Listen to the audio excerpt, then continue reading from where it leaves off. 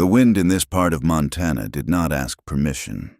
It came down from the north like a blade, shearing the last stubborn leaves from the cottonwoods and promising a winter that would kill anything weak. Elias knew the sound of it. He lived by it. It was the only voice he regularly heard, and it always spoke of an ending.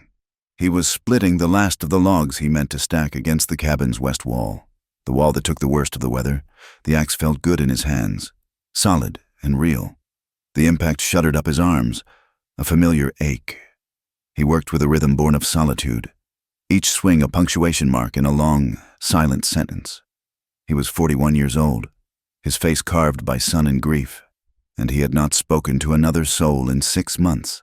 That was why he thought the sound was a trick of the wind, a cry, thin and sharp, caught between the howl of the coming storm. He lowered the axe. He stood perfectly still, his breath frosting in the gray air. The horses in the corral were restless, their ears flat. He listened. Nothing, just the wind, tearing at the prairie grass. He spat, annoyed at the distraction. He was imagining things. Loneliness did that. It put ghosts in the air. He raised the axe again, but his eyes strayed toward the barn, 50 yards from his cabin. He saw a pile of rags near the water trough that had not been there this morning. He set the axe down slowly. His rifle was just inside the cabin door, but he walked toward the barn empty-handed, his gait measured. He was not a man who spooked easily, but he was a man who hated surprises. It was not rags. It was a woman. She was face down in the dirt. One hand clawed into the frozen mud near the trough. She was a ruin of a person, her dress torn and stained with things he did not want to name. Her hair, the color of wet straw, was matted with burrs and dirt. He nudged her boot with his own. "Ma'am." She flinched, a small, animal movement, and tried to push herself up. She failed. She rolled onto her back, her breath coming in shallow, painful rasps. He had expected to find a drunk from the settlement, or perhaps someone lost from a wagon train, though it was late in the season for travelers. He had not expected this. Her face was bruised, her lips cracked and bleeding, but her eyes were open, and they were fixed on him with a terrifying, lucid intensity. They were blue, the color of ice on a deep lake. "You're on my land," he said. His voice was rough from disuse, like stones grinding together. She swallowed, a dry click in her throat. "Water." He looked at the trough, then back at her. He went to the well, drew a bucket, and brought a dipper. He knelt, not close, and held it out. Her hand trembled so badly she could not take it. He cursed under his breath, a low, bitter sound. He slid one arm under her shoulders. She weighed nothing. A sack of twigs, and held the dipper to her lips. She drank like a starving animal, spilling half of it down her chin. When it was empty, she sagged against him. He felt a violent revulsion and pulled her arm away, setting her back against the trough. She coughed, and the sound was wet. "Who are you?" he demanded. "Clara," she whispered. "Who's after you?" She shook her head. "No one. I'm alone." "You're lying. People don't end up like this alone." He looked north, toward the pass. Nothing, just the dark smear of clouds, pregnant with snow. "You gotta move on. I don't keep company here." "I can't," she said, not pleading, just a statement of fact. "That's not my concern. You got 2 legs. Use 'em." They won't work." He saw it then. Her right ankle was swollen to twice its size, the boot leather straining against it. She had walked on it until she could not walk another step. He felt the anger rise in him, hot and unwelcome. It was an intrusion.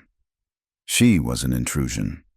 Everything about her screamed trouble, a mess he wanted no part of. "I'm not running a hospital. You get up, or I'll drag you off my property." Clara looked at him, and the desperation in her eyes was replaced by something else, something hard. "Then drag me. I'm not leaving." He stared at her, bewildered. She was half dead, crumpled in the dirt, and she was giving him orders. He saw the stubborn set of her jaw, the way she refused to look away. She was not asking for help. She was just there, an obstacle. He stood up, wiping his hands on his trousers. "Fine, freeze!" He turned and walked back toward the cabin. He made it 10 paces. The wind hit him, a solid wall of ice, and it carried her voice. "Wait," he stopped, his back to her. I need something. I came here to ask for something." He turned slowly. "Ask? You're in no position to ask for anything, ma'am." She pushed herself up on her elbows. The effort cost her. He could see the sweat break out on her pale face. "I'm not asking for shelter. I'm not asking for work. I'll pay. I have money." "I don't want your money." She took a ragged breath. The wind tore at her words, but he heard them. Everyone. "I want a child." He went still. The world seemed to stop. The wind, the horses, the ache in his own hands, it all faded. "What did you say?" "I want a child," she repeated, her voice stronger now, sharp as broken glass. "I want your child. I don't want your name. I don't want your money. Not really. I don't want you. Just what you can give me. Just the seed." Elias looked at her for a long time. He felt the blood drain from his face, replaced by a cold, white anger. He had heard of desperate women, of whores in the settlement who would say anything for $1, but this was a new kind of madness. This was profane. "You're crazy," he said, his voice flat. "You're sick in the head. Get off my land." "No, I'll take you to the settlement. The sheriff can deal with you." "No," she said, and her voice broke. "Please, they can't. You don't understand." It was the please that did it. It undid the hardness in her. She fell back, her face crumpling, and for the first time, she looked like what she was, a terrified, broken woman. The desperation he had seen earlier returned, a flood of it, so potent it was like a smell in the air. It was a desperation he recognized. It was the smell of a trap. He saw her, but his mind showed him another woman, Anne, his Anne, her hair, red as autumn, plastered to her forehead with sweat, her hand crushing his, her knuckles white, the small, plain bedroom of their first home, smelling of blood and fear. He had been so proud. He had built the cradle himself, sanding the pine until it was smooth as river stone. "It's not right, Elias," the midwife had said, her face grim. "It's not coming right," Anne had screamed, a sound that had ripped the soul from his body. And then, silence, a terrible, final silence. The baby, a boy, had been blue and still. Anne had bled out before the sun set, her eyes never opening again. She had died trying to give him a child. He had taken the cradle he built and smashed it to pieces against the very rocks this woman was lying on. He had sold the farm. He had come here, to this empty, high, lonesome place, where the wind scoured everything clean. He had not touched a woman in the 10 years since. He had not wanted to. The very idea was a betrayal. It was a sin he would not commit. And now this wreck of a woman, was asking him for the one thing he had sworn he would never risk again. He looked down at Clara. The anger was still there, but it was mixed with something else, a dull, aching pity that he despised. He could see the shape of her bones beneath her skin. She was starving. "You're a fool," he whispered. But he was talking to himself. He walked back to her. He bent down and, with a grunt, lifted her into his arms. She cried out, a sharp gasp of pain, but he ignored it. She weighed less than a sack of feed. "You'll stay in the barn," he growled, carrying her out of the wind.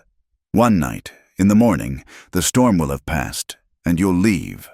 You'll walk, or you'll crawl. I don't care which, but you will leave, and you will never, ever say those words to me again. You understand?" She nodded, her face buried against his rough wool shirt. She was trembling, but he didn't know if it was from cold or fear. He laid her in an empty stall, on a pile of clean straw. He brought 2 horse blankets, thick and smelling of dust and animal, and threw them at her. "There's feed grain in the sack. It's all you'll get." He turned to leave. "Thank you," she whispered to his back. He slammed the barn door. The sound lost in the rising shriek of the wind. He went to his cabin. He built up the fire in the stove until it roared, but it could not warm the chill that had settled deep in his bones.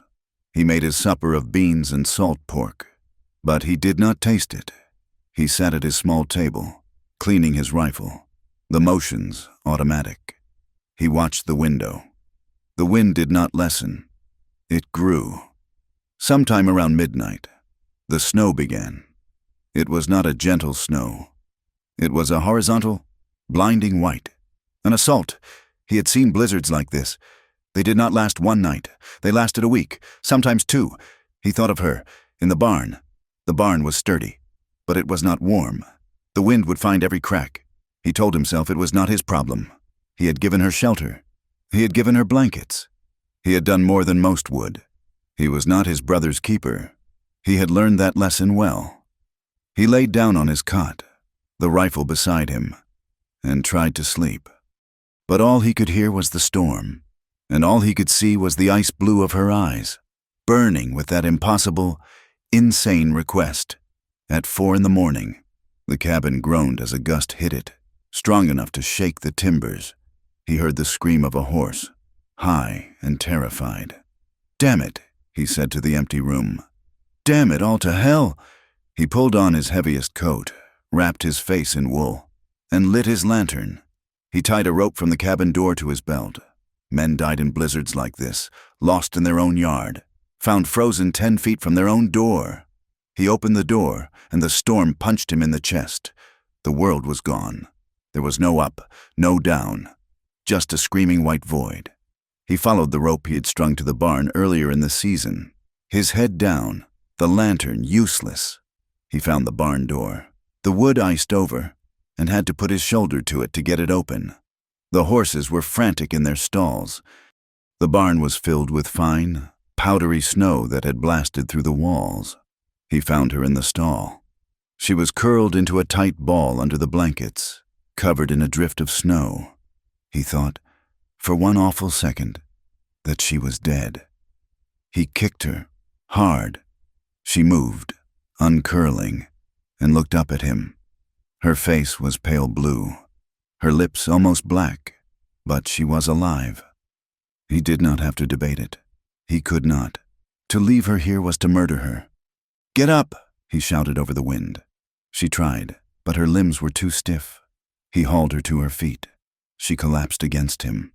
He wrapped one of her blankets around her shoulders and half dragged, half carried her from the barn. The return trip was worse. The wind was against them. She was a dead weight. He felt the burn in his lungs, the ice forming on his eyelashes. He burst back into the cabin, slamming the door against the white fury, and dropped her on the floor by the stove. For a long moment, they both just lay there, gasping, the sound of their breathing loud against the storm's howl. He got to his knees and piled more wood into the stove. He stripped the frozen blanket from her and threw it aside. She was shaking violently, her teeth chattering so hard he thought they would break. You came back," she stammered.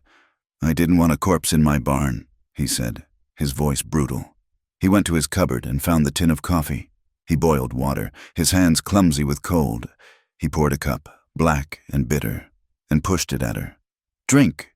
She held it in 2 hands, her whole body shaking. He made a pallet for her, close to the fire, using his own spare blankets. "There, that's all I've got. Don't speak to me." He sat in his chair, across the small room, and watched her. The first 3 days were a silent war. The storm did not break. It settled in. A siege. The world shrank to the 4 walls of the cabin. The windows were blank white, iced over from the inside. The only sound was the constant, maddening shriek of the wind and the crackle of the fire. They did not speak. Elias tended the fire, melted snow for water, portioned out their food, beans, dried meat, coffee. He slept in his chair, his rifle in his lap. Clara stayed on her pallet. She slept, or seemed to. She ate what he gave her, slowly, methodically, as if it were a chore. He watched her. He was suspicious, waiting for the trick, for the moment she would reveal her true purpose. But she did nothing. She was as silent as the snow. He saw, in the unforgiving light of the cabin. What the dusk had hidden. The bruise on her cheek was a deep, sickening purple. When she reached for the coffee cup, her sleeve pulled back, and he saw a dark, thumb-shaped shadow on her wrist. He saw the way she moved, stiffly, as if her ribs hurt, and he saw her flinch. He dropped a log by the stove. It hit the floor with a heavy, wooden crack. Clara jerked so violently she spilled her water, her hands flying up to cover her head, a small, strangled cry escaping her. She froze, her eyes wide, staring at him. He stared back, the log forgotten. He saw pure, unadulterated terror in her face. It was the terror of a rabbit seeing the hawk's shadow. Slowly, she lowered her hands. She said nothing. She just looked down at the spilled water, her shoulders trembling. Elias said nothing either. He picked up the log and fed it to the fire. He knew that kind of fear. He had seen it in horses that had been beaten. He began to understand. Not her words, but her. She was not mad. She was running. On the 4th day, he woke to find her awake before him. She was sitting up, watching the fire. She had tidied. His plate and cup were washed and stacked. The hearth was swept. She had taken his mending kit and was patching a tear in his canvas coat, her stitches small and neat. He said nothing, just got up and made the coffee. He poured her a cup and one for himself. He sat down. The silence stretched. "The storm will break tomorrow," he said. It was not a promise, just a guess. The wind had changed pitch. She nodded, not looking up from her sewing. "Thank you for this, the cabin. I told you, I don't want a corpse." She finished the stitch and bit the thread. "You should have left me. Maybe," he said. "My name is Clara Vance," she said to the fire. "I came from Boston." "I didn't ask." "I know." She folded the coat and set it aside. "It doesn't matter. I didn't want to die without a name." He drank his coffee. It was bitter. "This thing you said, at the barn, you were delirious." She turned her head and looked at him. Her eyes were clear. The ice blue was steady. "No, I was not." He felt the anger flash again. "It's madness. It's a sin to talk that way." "Is it?" she asked, her voice quiet. "Is it a sin to want to live? To want something to live for? There are other ways. You could go to the settlement, find work, marry." Her laugh was a terrible sound, dry and without humor. "Marry? No, I will not marry. Not ever again." She pulled her knees to her chest. "And work? What work? Washing clothes for men who look at you? Being a companion to some old woman who will die and leave me with nothing? I'm 32 years old. I have nothing. I am nothing. So you'll wander the country, asking men to... He could not say it. "Not men," she said, her voice dropping to a whisper. "Just one. A man who lived so far from the world that no one would ever know. A man who looked strong.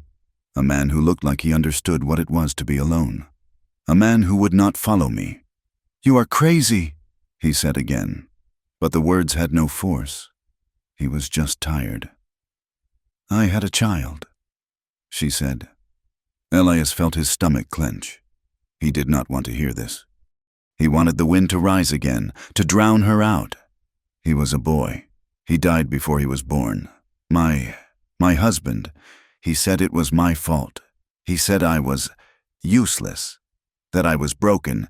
He told me he would fix me." She touched her side, a fleeting, protective gesture. I ran for 6 months. I stole, I sold. I sold my locket. I sold my ring. I walked until my ankle broke.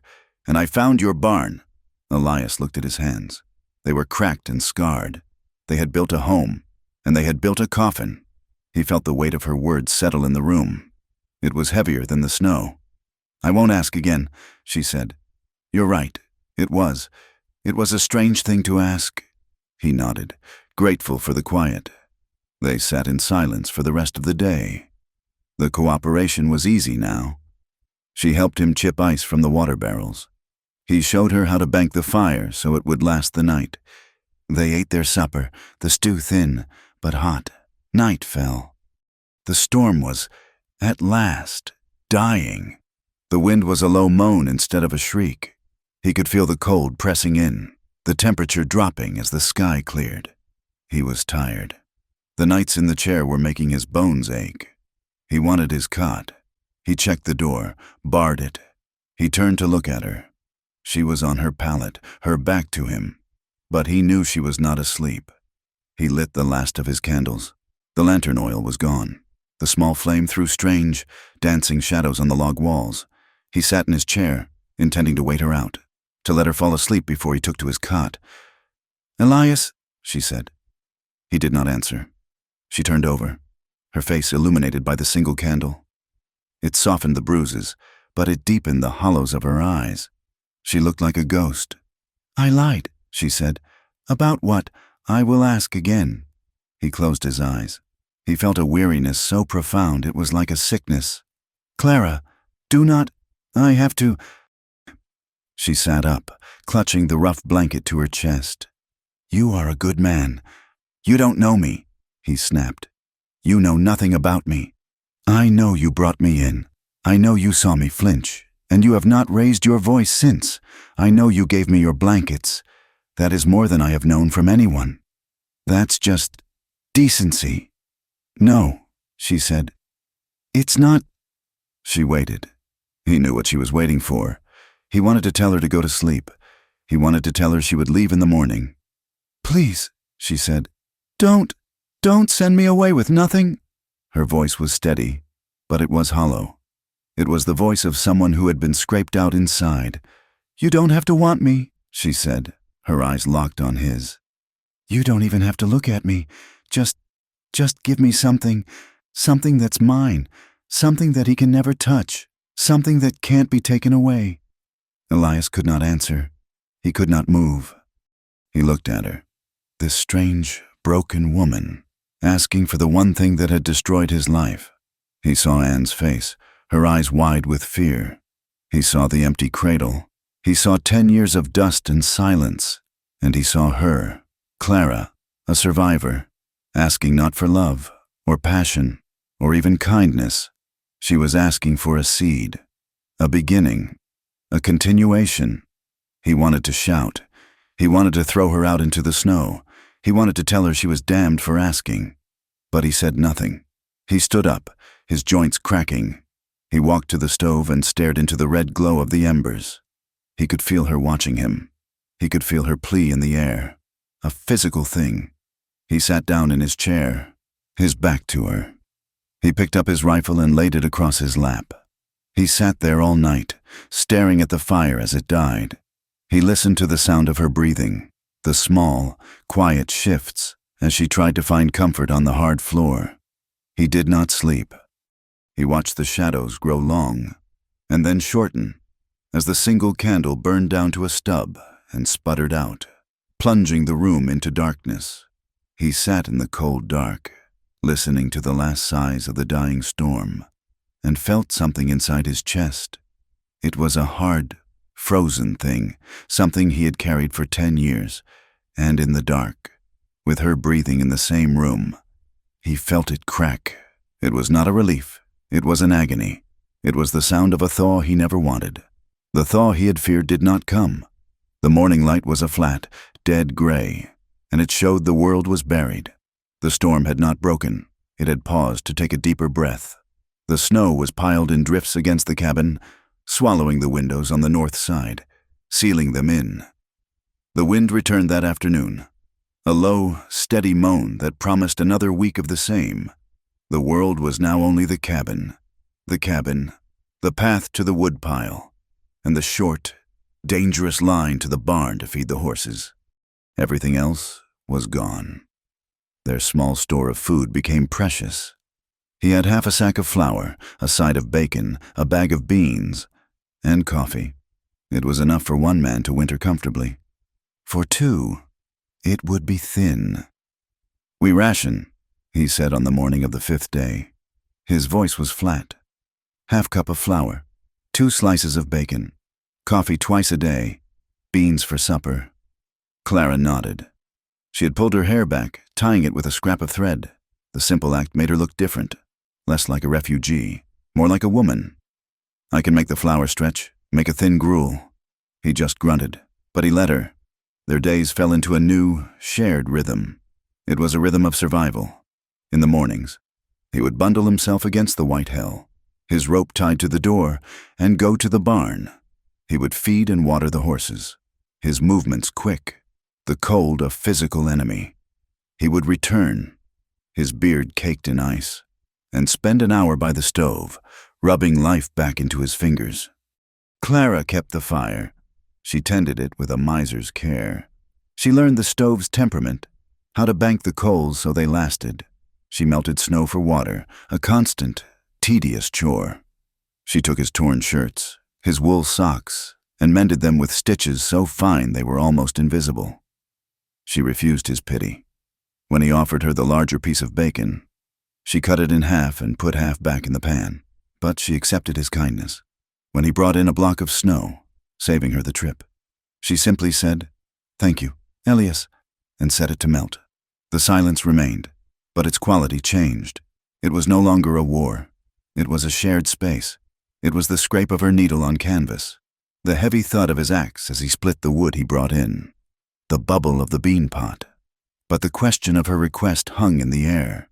It was in every glance. It was in the careful way they moved around each other, never brushing, never touching. He was sitting across from her, cleaning his rifle again, the smell of gun oil filling the small space. She was kneading their meager flour into a flat, dry bread. "Why me?" he asked. She did not stop her kneading. Her hands, chapped and red, worked the dough. "I told you, you lived alone, far from the world." "That's not an answer," he said, pushing a patch through the barrel. "There are 1,000 men living alone in this territory. Trappers, miners, men who would have taken your offer without a second thought." She stopped. She looked down at her hands, white with flour. "I saw you before I collapsed. I watched from the trees for half a day." He looked up, surprised. "You spied on me." "I had to be sure." She finally raised her eyes to his. The blue was clear and deep. "I saw you with your horses, the bay one. It has a bad leg. You were gentle with it. You spoke to it. Your hands, they're builders' hands. They fixed the corral gate. They split wood. They didn't strike." She paused, and her voice dropped. "You look like a man who wouldn't hurt a child." "Or me." The words hit him. He had no defense against them. He thought of Anne, of the empty cradle. He had failed to protect his child. He had failed to protect his wife. He felt like a fraud, sitting there, a good man in her eyes. "You're wrong," he said, his voice harsh. "You don't know what I am." "I know what I see," she said quietly, and turned back to her bread. He snapped the rifle back together, the metallic click loud in the quiet. He wanted to tell her she was a fool, that his gentleness was just a shell over a void. But he said nothing. Her words had given him a picture of himself he did not recognize, and it shamed him. That night, she dreamed. She was not in the cabin. She was in Boston, in the front parlor, the curtains heavy silk, the air smelling of polish and old money. Arthur was there. He smiled, his teeth white, his hand resting on her arm. He was handsome. He had been so handsome. He had promised her the world. He had given her a fine house and dresses, and he had been kind, at first. Then the dream shifted. The parlor was dark. She was on the floor, the carpet scratching her cheek. The smell of whiskey was thick in the air. She was 6 months pregnant, and the joy was so big it felt like a sun inside her. Arthur stood over her, his face dark. "Another headache? You're always sick. Clara, you're lazy." Then the blood. It had come in the night, a sudden, warm gush. She had cried out. The doctor, a grim man with cold hands, had come and gone. The baby, her son, was taken away before she could hold him. The dream fast-forwarded. Arthur's face, no longer handsome, but twisted. "Empty," he sneered, his voice slurred. "I married an empty, useless thing. You can't even do the one thing a woman is for." She was in their bedroom, He came in, late, stumbling. He had been with another woman. The perfume on his coat was cheap and sweet. She had confronted him. She had, for the first time, shouted. He hit her, an open-handed slap that sent her reeling. And then the real memory, the one that woke her, the argument, his rage, cold and terrible. "You will not defy me, Clara." He had grabbed her, shaken her. She had fought back, scratching his face. His eyes had gone dead. He had punched her, twice, in the ribs. She had felt the bone snap, a wet, sickening crack. She had lain on the floor, unable to breathe, and he had stepped over her and gone to bed. She had waited. She had waited until 2 in the morning, until his snores were deep and rumbling. She had packed a small bag, her hands shaking so badly she could barely tie the strings. She had taken the housekeeping money from the desk, $40. She had put on her heaviest boots. She had not looked back. She had run. For 6 months, she had run, until Boston was a bad dream and the West was a cold, hard reality. Elias woke to the sound. It was not a scream. It was a small, choked gasp, the sound of someone fighting for air. He was out of his chair in an instant, the rifle in his hands, his eyes scanning the dark cabin. The fire was low, just a bed of red coals. He saw her. She was sitting bolt upright on her pallet, her hands clutching her chest, her eyes wide and blind with terror. Her hair, unbound, fell around her shoulders, a pale, ghostly curtain. She was rocking, her breath coming in short, painful rasps. He lowered the rifle. He saw she was not awake. She was trapped. He moved slowly. He did not touch her. He just knelt near her. "Clara." She did not respond. "Clara, you're safe. You're in the cabin." He reached out and, very gently, touched her shoulder. She shattered. She screamed, a raw, terrified sound, and scrambled backward, crab walking away from him until she hit the cold log wall. She stared at him, her chest heaving. "It's me," he said, keeping his voice low, holding his hands up, palms out. "It's Elias, you're safe. It was a dream." Her eyes slowly focused. She saw him. She saw the cabin walls, the dying fire. The terror faded, replaced by a deep, shuddering wave of shame. She dropped her face into her hands, her shoulders shaking. He watched her, his heart pounding, a cold anger in his gut. Not at her, at the man who had done this to her. He stood up. He went to his cot and took the top blanket, his warmest one, made of thick wool. He went back to her. She was still crying, those silent, terrible sobs that shook her whole frame. He knelt and draped the blanket over her shoulders. "You'll catch your death," he said gruffly. She reached up to grip the blanket, to pull it tighter. Her cold fingers brushed the back of his hand. It was nothing, a fleeting, accidental touch, but it stopped his breath. It was the first time he had touched a woman's skin, and she his in 10 years. It felt like a bolt of lightning, a burn that went straight up his arm and into his chest. He saw Anne's face, smiling. He pulled his hand back as if he'd been scalded. Clara felt it too. His hand was rough, calloused, but it was warm. It was a touch that had not demanded, or struck, or taken. It had given. She looked up at him through her tears. He stood and put a log on the fire, his back to her. The new wood sparked, catching, throwing a brighter, warmer light into the room. She pulled the blanket tight. "He told me I was broken," she whispered. Her voice was so low he barely heard it. "That I was an empty vessel, good for nothing." Elias did not turn around. He just stared into the flames. "I don't know," she continued, her voice gaining a desperate, brittle strength. "I don't know if I can feel what a wife is supposed to feel. I think he broke that part of me. I don't know if I can love again." She took a shaky breath. "But I have to believe something beautiful can still grow from me. I have to believe I am not just a ruin. That's why I asked.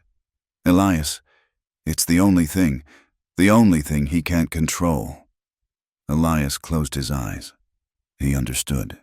It was not a child she wanted. It was her life. It was a reclamation. It was a way to prove that she was still whole, that the man who had broken her ribs had not broken her soul. He turned and looked at her. She was watching him, her face pale, her eyes begging him to understand. He said nothing. He just went to his chair, sat down, and picked up his rifle to clean. It was the only comfort he knew. The days that followed were charged. The air in the cabin was thick with unspoken things. The failed thaw had been followed by a deeper cold. But inside the small room, something was melting. He watched her. He had permission now, or at least he took it. He watched the way she moved, the line of her neck when she bent to the fire. He watched her hands, mending his clothes. He saw her, not as an intrusion, but as a woman. He felt the old, rusted gears of his own body begin to turn. He felt a desire that was so deep, so long buried. It terrified him. It was a betrayal of Anne. It was a danger to this woman. He was a man who brought death to women, to children. He had no right to want. She felt his eyes. She was terrified. His gaze was not like Arthur's. It was not possessive or cruel. It was hungry. It was sad, and it woke a corresponding hunger in her. She had been repulsed by touch for so long, but his was different. She remembered the warmth of his hand, the gentleness. She found herself craving it, a touch that would not hurt, a touch that would prove she was still alive. The tension built until the cabin felt like it would explode. They spoke in clipped, necessary sentences. Past the salt, woods low. It's snowing again. It was night, the 9th night. The storm had finally, truly, broken. Outside, a vast, frozen silence had fallen over the world. The moon brilliant on a sea of white. The cabin was too small. He was in his chair. She was on her pallet. The candle was burning down. A single, steady flame. She stood up. He watched her. His heart began to pound, a slow, heavy drum against his ribs. She did not speak. She looked at him, her eyes holding his, slowly, deliberately. She began to unbutton her dress. The ragged wool dress fell to the floor, pooling around her ankles. She stood before him in her shift. It was thin, patched, and clean. He could see the shape of her, the shadows of her ribs, the faint outline of the bruises, now faded to a pale, yellowish green. She was thin, but she was not broken. She was straight, and her gaze was level. "Don't be gentle," she whispered, her voice trembling, but fierce. "I've had gentle lies." She took a step closer, her bare feet silent on the wooden floor. "Just be honest." She was offering him the bargain again. But it was different. It was not a desperate plea in the snow. It was a choice. Elias stood up. The chair scraped, the sound loud in the quiet. He felt like he was moving through water. He saw her, all of her. He saw the scars and the fear and the incredible, terrible strength it had taken for her to stand there. He felt a wave of something so potent it shook him to his bones. It was desire. Yes, a white-hot, aching desire. But it was wrapped in a profound, agonizing reverence. He reached out his hand, the calloused, scarred hand of a man who worked, and he saw it was trembling. He did not touch her waist. He did not touch her breast. He laid his palm against her cheek, where the worst of the bruises had been. She flinched, a small, involuntary tightening, her eyes closing, but she did not pull away. She leaned into his touch. He felt the impossible softness of her skin against his rough palm. He ran his thumb, very slowly, over the line of her cheekbone. He traced the curve of her jaw. He put his other hand on her shoulder, feeling the small, delicate bones. He wanted to crush her to him. He wanted to fall to his knees and worship her. He had never felt so torn. He saw Anne's face, dying. He saw the blood. He could not be the man who took this, not as a bargain, not as payment for shelter. He dropped his hands, stepping back, the rejection tearing at his own throat. "No," he whispered, his voice thick with a pain she misunderstood. "Not like this. Not if you're just trading. Not if it isn't." He could not say the word. Real. She stared at him, confused, the sting of rejection sharp. He was refusing her. He found her. repulsive. The old words, empty, useless. But then she saw his face. He was not disgusted. He was in agony. He was fighting himself, and his honesty was a raw, open wound. And in that moment, she did not feel rejected. She felt seen. She surged forward, closing the small space between them. She stood on her toes, grabbed the front of his rough shirt in her fists, and pressed her mouth to his. It was a collision. It was not a kiss. It was a raw, desperate, clumsy act of claiming. It was the taste of salt and coffee and 10 years of solitude. It was the taste of 6 months of fear. His beard was rough against her skin. Her hands clung to him, her knuckles white. A sound tore from his chest, a low groan of a man starved. His arms, which had been frozen at his sides, wrapped around her, pulling her against him with a desperate, crushing strength. He was solid. He was warm. He was real. He kissed her back, and it was a flood. It was all his held-back grief, all his loneliness, all his fear of her, and his fear for her. It was a kiss of sorrow and a terrible, aching hunger. He was the one who broke it. He tore his mouth from hers, his breath coming in ragged pants. He rested his forehead against hers. His eyes closed. His entire body was shaking. He wanted her. He wanted her with a force that felt like it would split him in two. But he looked at her. Her eyes were closed, her lips parted, her face pale. He saw the fear still there, underneath the wanting. He saw the shadow of Arthur. He saw the ghost of Anne. "I cannot," he whispered, his voice broken. "I cannot be the man who breaks you." He stepped back, a full, painful step, and turned away from her, running a hand through his matted hair. He looked like a man being torn apart. Clara stood, her arms wrapping around her own waist.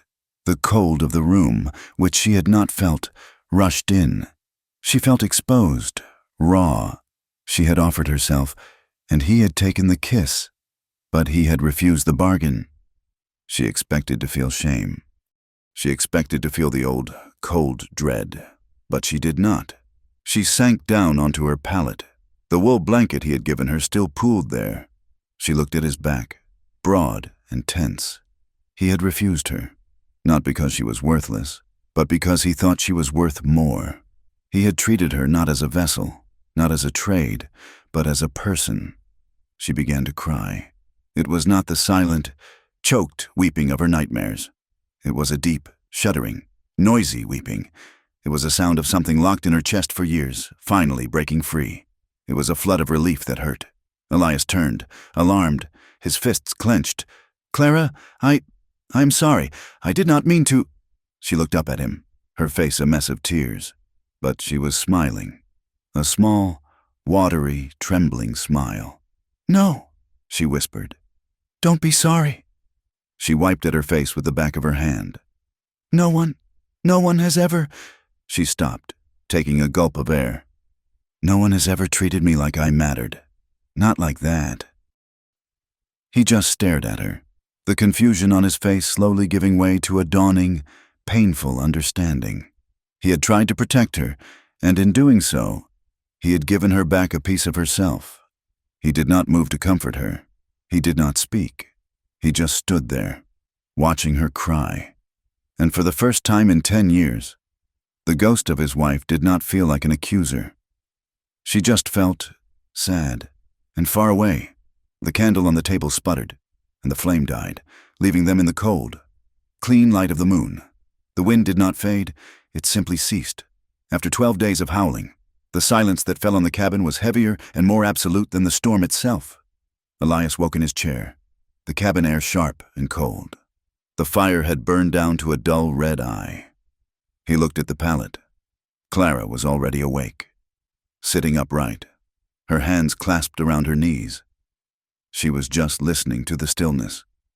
"It's over," she whispered, and the sound of her voice seemed to crack the silence. Elias stood, his joints stiff. He went to the door, his hand resting on the iron latch. He did not look at her.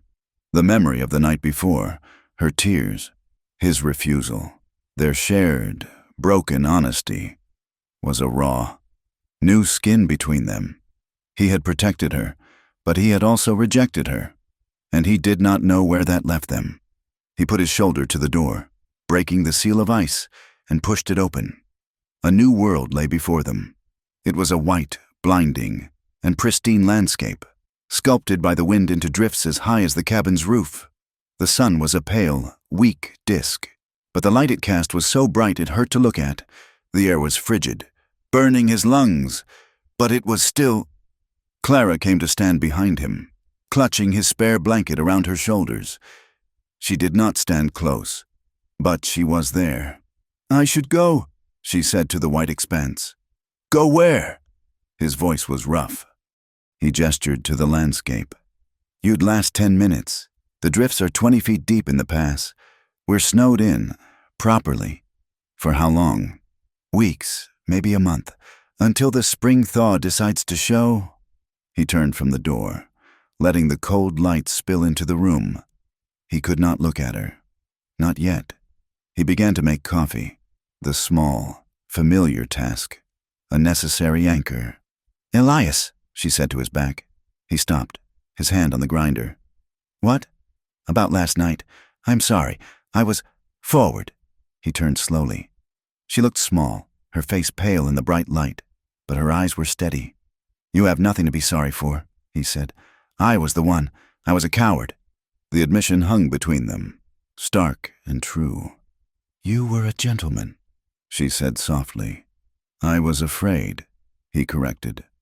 They ate their breakfast, a thin gruel of their dwindling flour, sitting at the small table, facing one another for the first time as equals.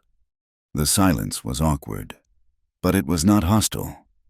Clara set her spoon down. "You said you couldn't be the man who breaks me. Why? Who did you break? Elias?" He looked at his hands, resting on the rough pine of the table. He had not spoken the name aloud in almost a decade. Her name was Anne, 10 years ago, back in Ohio. He told her everything. He spoke of the small farm they had built, the pride he had felt, the way her red hair looked in the morning sun. He told her about the cradle he had built, sanding the pine until it was smooth as glass. And he told her about the end, the midwife's grim face, the screaming, the blood, the awful, final silence. She was small, he said, his voice thick, his eyes fixed on the wood grain. "And I was a big man. I thought I could protect her from anything. Hard weather, bad crops. But I couldn't protect her from that, from what I put inside her." He finally looked up, his eyes bleak. "These hands, they built her coffin. I came here and I swore I would never touch a woman again. I would never risk that. To me, it felt like murder." Clara listened. She did not offer false comfort. She did not weep for him. She just listened, her gaze unwavering, granting him the dignity of his grief. When he was finished, the cabin was quiet, but the air felt clearer. She took a slow breath. "My baby," she said, her voice clear and strong. "His name was Samuel. I never told anyone that. Arthur, he just called it the issue." "Samuel," Elias repeated. The name was solid. It made the child real. "I was 6 months," she said, her eyes looking past him, at the fire. "He was perfect, just small. The doctor said those things sometimes just happen. But Arthur said it was a weakness. My weakness. He said I was flawed, broken." He met her gaze. He saw his own loss mirrored there. They were two people, defined by the children they had lost.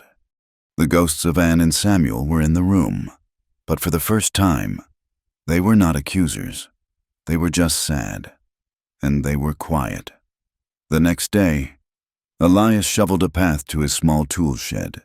The snow, hard-packed. He came back into the cabin with several pieces of cured pine, wood he had been saving. He sat on the floor by the hearth, not in his chair. He took out his knife, and he began to carve. Clara watched him. He was not whittling. He was working, his hands sure and practiced. The shape of a smooth, curved piece of wood began to emerge. It was a cradle rocker. Her breath caught in her throat. She wanted to tell him to stop, It was too much. It was a hope so fragile it felt like a danger. She said nothing. He did not look at her. He just carved. The sound of the knife shaving the wood was the only sound in the cabin, a soft, scraping whisper. She watched the shavings fall onto the hearth. She watched the tenderness in his rough, scarred hands as he worked the wood. She felt her eyes burn and turned away, wiping them on her sleeve. But Elias knew. He knew she was watching, and he kept carving. It happened 2 days later.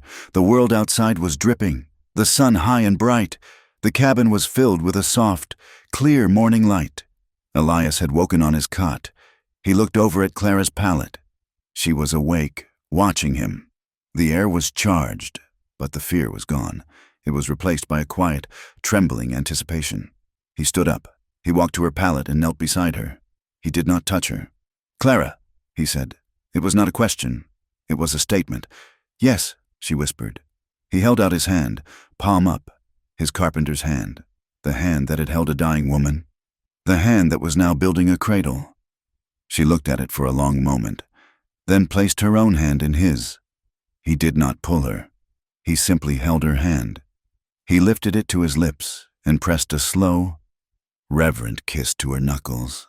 Then he stood, gently helping her to her feet. He led her to his cot. It was narrow, pushed against the far wall, but it was his bed. He pulled back the thick quilts. He saw her tremble. "Are you sure?" he asked, his voice rough. "I am." She looked him in the eye. "Are you?" "I am terrified," he admitted. A small, real smile touched her lips. "Good. So am I." This time, she did not undress as an offering. He did it. His hands were shaking so badly he fumbled with the worn buttons of her dress. "Let me," she whispered, and helped him. The cold air hit her skin. He immediately pulled the quilts up, tucking her into the cot as if she were made of spun glass. He turned his back to her and undressed quickly, his movement stiff. He was a man of scars and hard muscle, but he moved with a strange, shy hesitation. He slid under the quilts beside her. The space was so small they were pressed together, skin to skin. He was a furnace of warmth. For a long moment, he just held her. His arm was under her head, her face tucked against his chest. She could feel his heart, pounding like a drum against her ear. "Elias," she whispered. "It's all right." He kissed her then. It was not the bruising, desperate kiss of their confrontation. It was slow. It was deep. It was a question, and a plea, and a promise, all in one. She answered him, her mouth opening under his, her hand coming up to rest on his bearded cheek. It was a quiet, desperate passion, but it was also trembling. He touched her with an agonizing reverence, his hands mapping her back, her sides, as if he expected her to break. He was so strong, but she could feel the terrible, rigid restraint in his muscles. He was holding back, terrified of hurting her. She could feel the ghost of Anne in the cot with them. He fumbled, his body stiff, his breath hitching. He was seeing the blood. He was seeing the end. Clara felt the fear coming off him, a cold wave. She put her hands on his cheeks, forcing him to look at her. His eyes were dark, filled with desire and a terrible, familiar grief. "Look at me," she commanded softly. He did. "I am not her," she whispered. "I am not made of glass." She took his hand, his big, rough hand, and guided it. She placed it on her flat stomach. Then, slowly, she moved it lower. She showed him it was safe. She showed him she was whole. A shudder went through his entire body, a sound torn from his throat. He let go. He let go of the restraint, of the ghost, of the 10 years of cold. When he entered her, she gasped, but it was not from pain. He was gentle, but he was there. He filled her, a solid, living presence. He began to move, slow and worshipful. She met him, her body arching, guiding his rhythm. It was a dance of two broken people, finding a new step. He trembled, holding himself above her, his face buried in her hair. He was whispering her name, over and over, like a prayer. "Clara, oh, Clara." She clung to him, her fingers digging into his broad shoulders, not in fear, but as an anchor. This was real. This was alive. When their release came, it was a quiet, shuddering wave that washed them both clean. He collapsed onto her, his weight a profound comfort. He did not pull away. He stayed, buried deep inside her, his ragged breathing slowing. Finally, he rolled, taking her with him, tucking her against his chest. He stroked her hair, his touch no longer hesitant. They lay there for a long time, listening to the drip of the melting snow outside. The morning light filled the cabin, soft and forgiving. He kissed the top of her head. "I'll give you everything," he whispered, his voice thick with emotion. "Not just a child. I'll give you all of it." She burrowed closer, her silent tears hot on his chest. For the first time in her life, she felt completely and utterly safe. The cabin changed. The silence, once a weapon, then a truce, was now a comfort. But mostly, it was gone. They talked. They talked of small things. He learned she missed the color green, the smell of lilacs. She learned he liked his coffee black, that he had a dry, quiet wit. The thaw came in earnest. The world turned to mud and slush, but inside, a different kind of warmth grew. There was tenderness. He would wake to find her mending his shirts, her head bent, the light catching the gold in her hair. He would simply watch her, a feeling blooming in his chest that he had thought long dead. Her hair, matted from her journey, was a mess. One night, he sat her on the floor by the fire and took out his old comb. "Let me," he said. She sat, her eyes closed, as he worked, his touch surprisingly gentle, untangling the knots. He was patient. He sectioned her hair and braided it, a single, thick braid that hung down her back. The simple, domestic act was more intimate than their lovemaking. There was laughter. He told a dry, short story about a camp cook and a skunk. Clara laughed, a real, clear, sudden sound that startled them both. He looked at her, and a slow, rusty smile cracked his own face. He had not known his cabin could hold such a sound. A week later, Elias was on the small rise behind his barn, checking his fences. The snow was mostly gone from the flat land, leaving a world of brown mud and the first, hopeful shoots of green. He saw it, a speck on the eastern ridge, a man on a horse. Elias went still. No one came out here, not trappers, not settlers. This was his land, deliberately isolated. The rider just sat there, a black silhouette against the sky, watching. Elias walked, not ran, back to the cabin. His face was a mask, the warmth of the past weeks gone, replaced by the old, cold guard. "Clara," he said as he entered. "Get inside. Stay away from the window." "What? What is it?" She saw his face and her heart turned to ice. "Rider, on the ridge." She hid, her hands pressed to her mouth. They waited. The rider eventually turned his horse and disappeared back over the ridge. 2 days passed. Elias was grim. He worked, but he never let the ridge out of his sight. He returned. The same spot, the same time, just watching. Elias came inside and barred the door. The sound of the heavy wooden bars sliding into place was a sound of war. "He's not lost," Elias said, his voice flat. "He's not a trapper. He's watching this cabin." He turned to her, his eyes hard. "Who is looking for you?" "Clara." She went white. She sank down at the table, the one he had built, where they had shared their first honest meal. "I hoped," she whispered. "I prayed I had run far enough." "Who?" he demanded, his voice sharp. "My husband," she said, the words a dead weight. "Arthur Vance. You told me you ran. You didn't tell me he was following." "I didn't know. I thought he would be glad to be rid of me. But he's a powerful man. Elias. He has money. He has people who find things. His family is from old Boston. They own ships. They own mills. They own people. He would come all this way? For a wife who left?" She looked up at him, and her eyes were filled with the raw, animal terror he had seen the night of her dream. "It's not about love. It's not about me. It's about his name.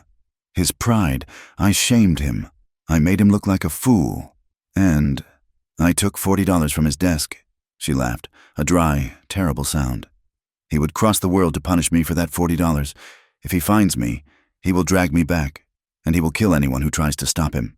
He will kill you, Elias, just for touching his property. Elias was silent for a full minute. His gaze went from her to the door, to the cradle sitting finished by the hearth. He did not pace. He did not curse. He just nodded. A single, sharp movement. All right. He went to the wall where his rifles hung. He took down the repeater. He took down his heavy shotgun. He methodically checked the action on both. He went to his cupboard and pulled out a heavy box of shells. "What are you doing?" she asked, her voice trembling. "Fortifying," he said. He began nailing boards over the weaker parts of the cabin walls, near the windows, leaving small, dark gaps, just wide enough for a rifle barrel. The cabin was no longer a home. It was a fortress. When he was done, he went to his chest and pulled out an old pistol, a heavy Navy revolver. He held it out to her, handle first. She flinched, staring at it as if it were a snake. "No, I can't. I've never—" "You will," he said. His voice was cold, hard, and absolute. "You will not hide. You will not be dragged. This is our home. You will fight for it." He took her outside, behind the barn, where the ridge was hidden from view. He spent the afternoon teaching her how to load, how to stand, how to aim, how to squeeze the trigger, not pull it. The first shot was deafening. It slammed her shoulder back and she cried out, dropping the gun. "Again," he said, handing it back. She shot and shot and shot until her hand was numb and her ears were ringing, and the smell of gunpowder was thick in her hair. That night, they lay in the cot. They did not make love. They lay side by side, fully clothed, listening to every sound of the night. Clara was rigid, her hand resting flat on her lower belly. "Elias," she whispered into the darkness. "I'm awake. My monthly," she said, her voice small. It hasn't come. It's late.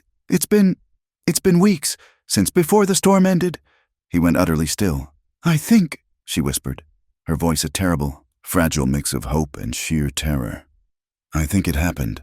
I think there might be new life. Inside me." Elias turned in the dark. He put his hand over hers, pressing it flat against her stomach. He said nothing. He just held his hand there, feeling the warmth of her, and the new, terrible, beautiful weight of the future they had just made. The man on the ridge was not just a threat to them. He was a threat to their child. The world was mud. But Elias felt the threat in the air. The watcher on the ridge had not returned for 3 days, and the silence was worse than the surveillance. It was a silence that was listening. Inside the cabin, another change. It was quiet, but it was physical. Clara woke one morning, her hand pressed to her mouth, a pale, greenish tint to her skin. She rose from the cot, not looking at him, and rushed outside into the sharp morning air. Elias heard her, the dry, painful retching. He did not go to her. He just stared at the empty cot. He knew that sound. He had heard it before. 10 years ago, on a bright Ohio morning. Anne had been sick just like that. She had laughed about it, her hand on her flat belly, her eyes bright with their shared secret. Elias felt a cold dread so profound it stopped his breath. It was not just the sickness. It was the timing. A child, coming into a world where a man sat on a ridge, waiting. He said nothing. He built up the fire. When she came back in, pale and trembling, he had a cup of water waiting on the table. He did not look at her. He just pushed it toward her and went outside to split wood. His swings violent, the axe biting deep. He suspected, but he would not name it. He would not give voice to this fragile, impossible hope while death was watching from the hills. He would not put that target on her. It happened again the next morning, and the next. He would find her, in the pale pre-dawn light, just staring at the wall, her hand resting on her stomach, her face a mask of awe and terror. She was afraid to name it. 2. They lived in this unspoken knowledge for a week. The tension in the cabin was so thick he could taste it, a metallic tang of fear and unspoken hope. He was sitting by the fire, cleaning his rifle for the 10th time, the motions a prayer against his anxiety. The cabin was dark, the boarded windows making the afternoon feel like dusk. Clara was sitting at the table, her hands twisting in her lap. He could feel her watching him. "Elias," she said. He did not stop. He kept rubbing the oiled cloth over the barrel. "Yes, the sickness," her voice was a bare whisper. It's not the water. It's not just fear." He stopped. The cloth was still. He did not look at her. "I am late," she said, the words forced out. "I have been late since before the storm broke. I thought it was the cold, the fear, the running." He waited. He knew what was coming. "I think it happened," she whispered, and the words were so small he almost missed them. "Your child, Elias, I think it might be in me." The rifle in his hands became impossibly heavy. He looked at the weapon. It was a tool for ending. He had just, in his blindness, created a beginning. He felt the old, cold terror rise, the image of Anne, pale and bloody, flashing in his mind. He had done it again. He had condemned a woman. He set the rifle down. He stood up slowly.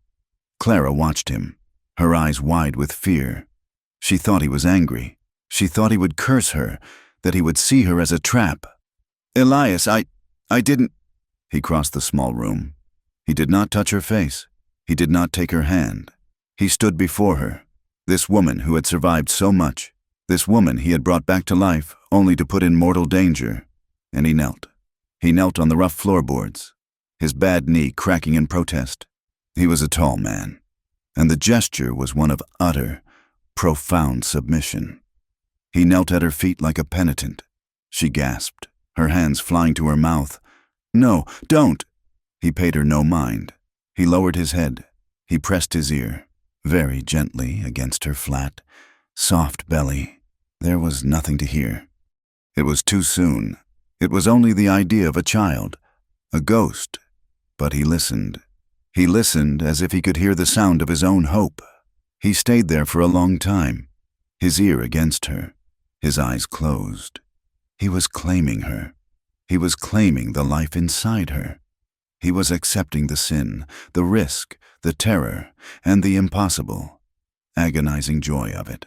Finally, he spoke, his voice muffled against her shift. "Then I'll give you mine." Clara did not understand. "What?" He raised his head, his eyes level with her own. They were dark and fierce, and his fear had been burned away, replaced by a granite resolve. "My name," he said, his voice rough. "My home, my life.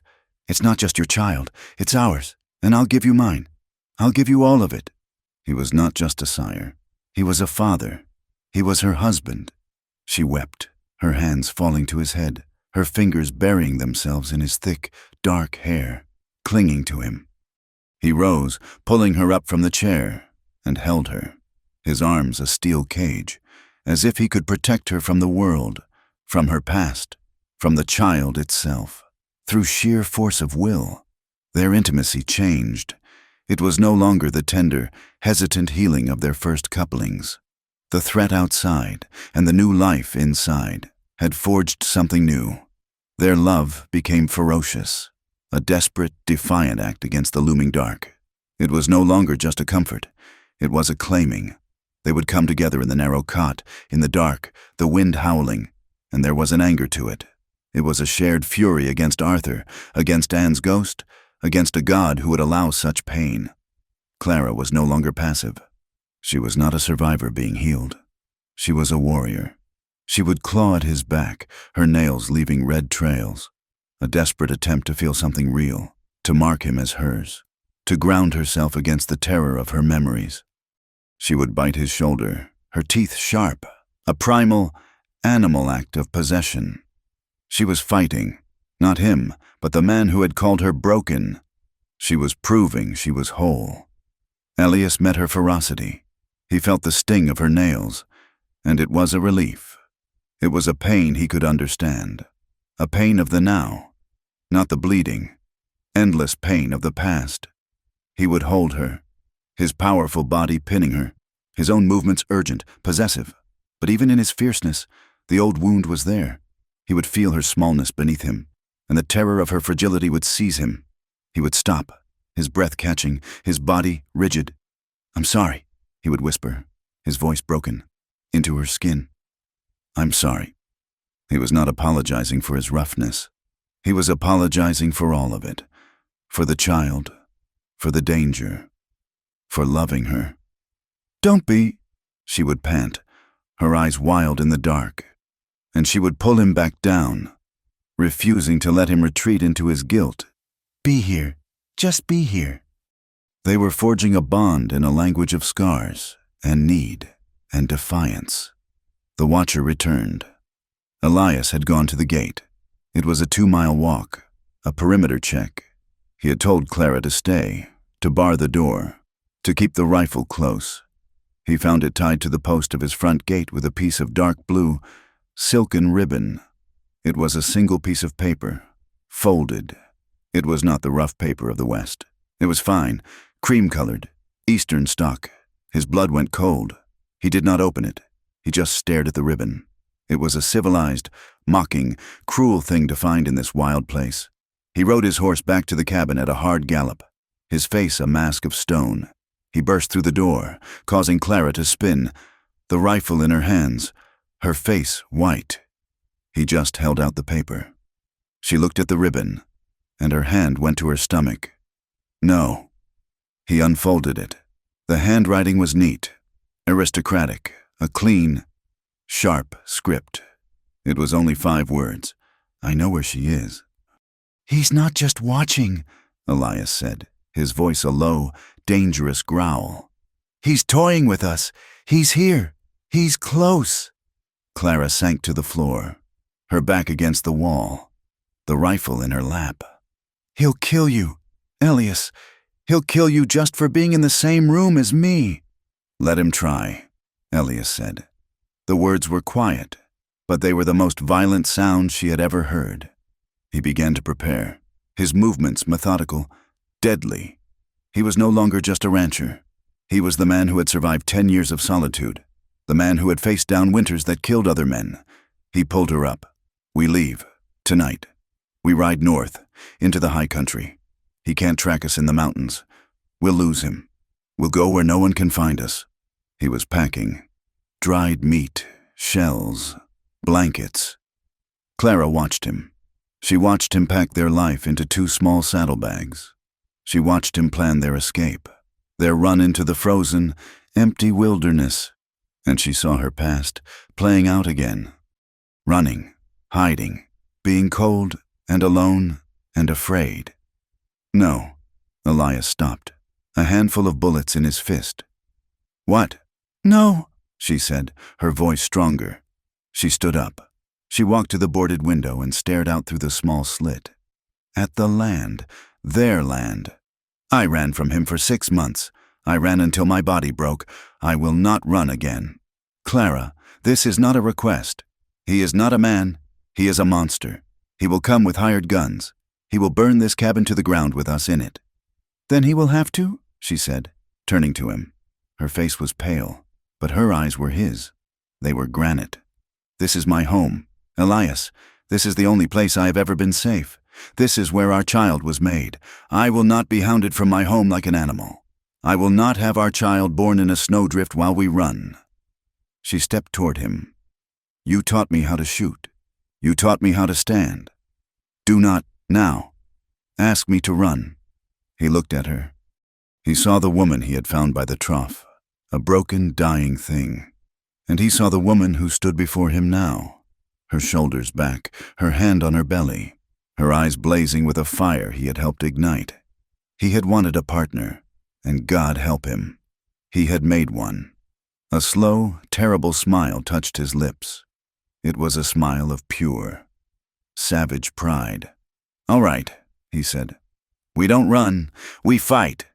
The next day, they rode, not north, to escape. They rode the perimeter of his land, he on his steady bay and she on his quicker black mare. She was wearing his old canvas coat. It was miles too big, the sleeves rolled up, but it smelled of him, of wood smoke and gun oil. It was an armor. She had the pistol he had given her in a belt at her waist. He had his rifle in his saddle scabbard. They were a strange, defiant army of two. "He will come from the east," Elias said, pointing. "The land is flat there. Gives him the best approach. He'll wait for weather. Something to hide his approach." "Like snow," she said, looking at the dark clouds gathering in the north. "Like snow." They rode in silence, a man and a woman, side by side, claiming their land, their life, their future. They were no longer hiding. They were a visible, open challenge. That night, the first flakes began to fall, a late, unseasonable spring snow, wet and heavy. It was the night before a war. The cabin was a fortress, silent, dark. They both knew that Arthur would use the cover of the snow. He would come at dawn. The tension was a physical thing, a third person in the room. They could not sleep. They could not eat. Elias stood at the boarded window, peering through the slit into the swirling white. Clara came and stood beside him.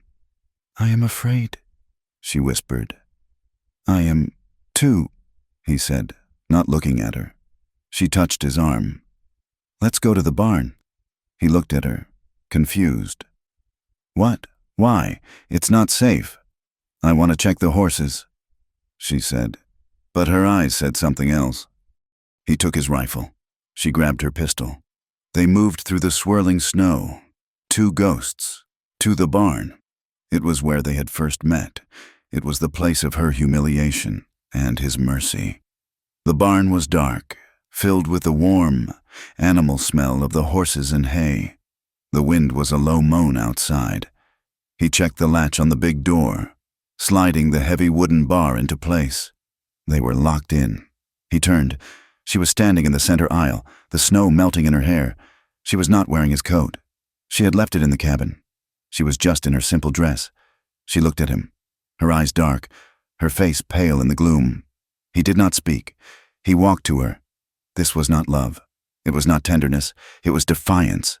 He pressed her back against the rough, cold wood of the barn wall. He kissed her, his mouth hard, almost brutal, a kiss of fear and rage.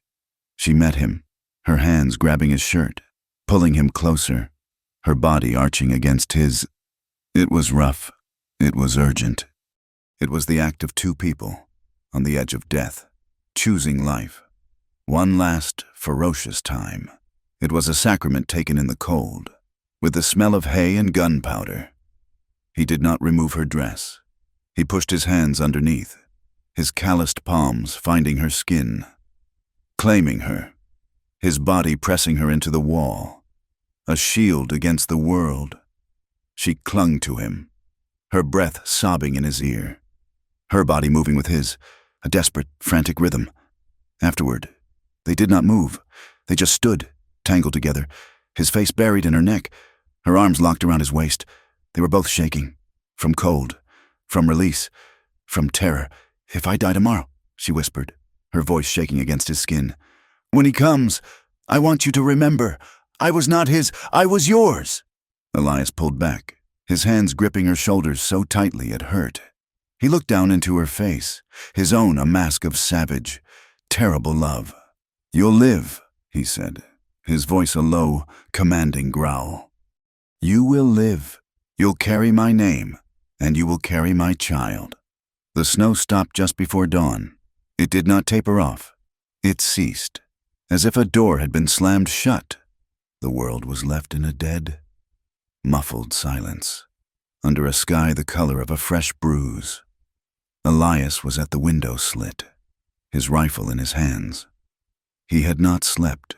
He had watched the gray light creep over the pristine white, and he had watched them come. 3 riders. They were not the wild, ragged shapes of outlaws. They moved with a slow, purposeful arrogance, their horses picking their way through the drifts. They stopped 100 yards from the cabin, just beyond the comfortable range of a pistol, but well within reach of Elias's repeater. "Stay down," he said. His voice was a low vibration. Clara was at the other window, her own rifle, the one she had practiced with, pushed through the narrow gap. Her knuckles were white. "I see them. Stay down and stay quiet. Let me talk. This is my land." "No," she said, her voice shaking but hard. "This is our fight." Elias looked at her, a quick, sharp glance of pride and terror. He unbarred the cabin door and stepped out onto the small porch. The cold hit him instantly. He held his rifle loosely, pointed at the ground, a gesture that was not a threat, but not a welcome. The man in the middle dismounted. He was tall, dressed in a fine, dark wool coat that was absurdly out of place in the Montana mud. He wore no hat, his dark hair neat, his face clean-shaven. He looked like he had just stepped from a Boston parlor. The other two men remained on horseback, flanking him. One was a broad, heavy man with a dark beard and a sheepskin coat. He had a shotgun resting on his saddle. The other was thinner, wearing a driver's cap, his face pinched and blue with cold. Clara gasped. She knew that face. "Thomas," she whispered, her hand flying to her mouth. "That's Thomas. He drove my carriage. He saw it all. He never said a word." The man in the center, Arthur Vance, smiled. It was a clean, white, civilized smile. "Elias, I presume? A fine piece of isolation you have here. Perfect for hiding things that do not belong to you." "This is my property," Elias said, his voice flat. "You're trespassing. State your business and leave." "My business?"